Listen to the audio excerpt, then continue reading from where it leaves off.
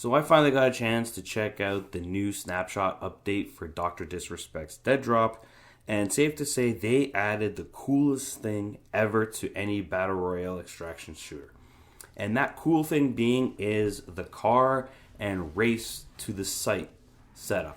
While traditional Battle Royales like Apex, PUBG, Warzone, etc., you parachute in, this game, you hop in your ride and you race to the site to get to the ideal spot you want to get in when you go to the actual arena. That to me is the coolest aspect of it. I think this will really help differentiate the game, and it's such a nod to Dr. Disrespect himself. I can totally see him all over this, and I think it's great. And not only that, is it adds another layer of customization because now you can have a car, you can put a paint scheme on it. It's another way to express yourself as well as add monetization down the road. It's a great thing.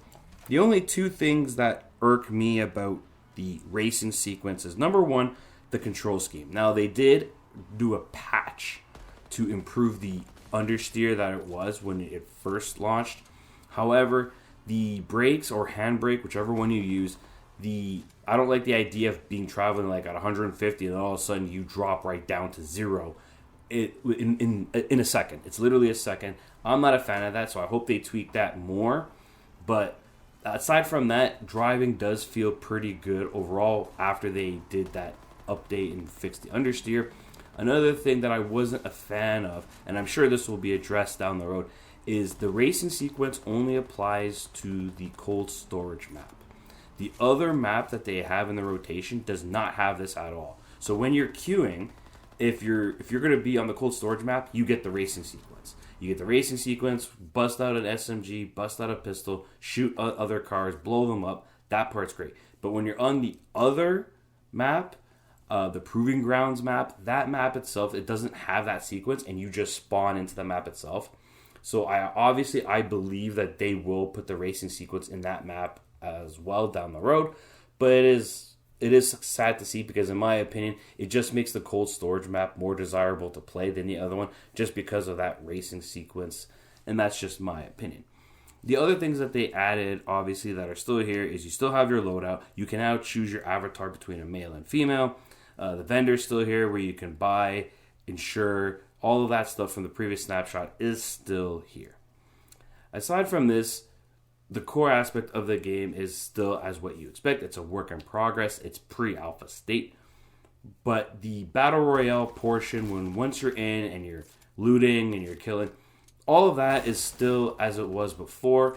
I believe they made some improvements to the cold storage map in terms of the layout as well as some textures. But overall, a lot of it is still as it is. It's still great to play. It's still fun to play. It's just right now, I feel like there's a lack of progression with it in terms of, like, yes, you collect stuff and it carries over from match to match, but there's no leveling up. There's nothing, like, you have these obelisks that you don't have any usage for other than to sell them off. You have comic books, which is a cool thing to collect, but because you get wiped, they're kind of irrelevant at the time being, so you're better off just selling it for money. So the progression overall for the account is still a work in progress. But again, this is a pre-alpha state of the game. The one thing I will say is that with each and every snapshot moving forward, the game is getting better and better, and they're adding more and more stuff.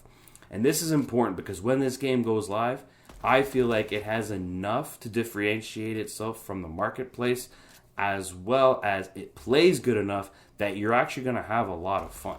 Once they get everything polished up and cleaned up, this game's going to be a blast. And because Dr.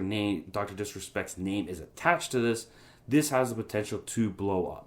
But overall, if you haven't had a chance to check out Deadrop, I do recommend you check it out. It is only on PC for the time being. There is a planned console release at some point. I don't know when that will be.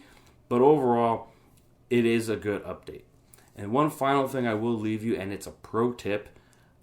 There is a weapon attachment called a weapon mod, and that weapon mod basically increases your rate of fire, damage, and removes bullet damage fall off. Let me tell you, if you equip that on an SMG, you destroy everyone. And this is not a joke. I have that weapon mod attachment on an SMG, and I just shred everything. It has such a high rate of fire, such damage, no fall off. I mean, no one stands a chance when you have that, especially if you have level 3 armor.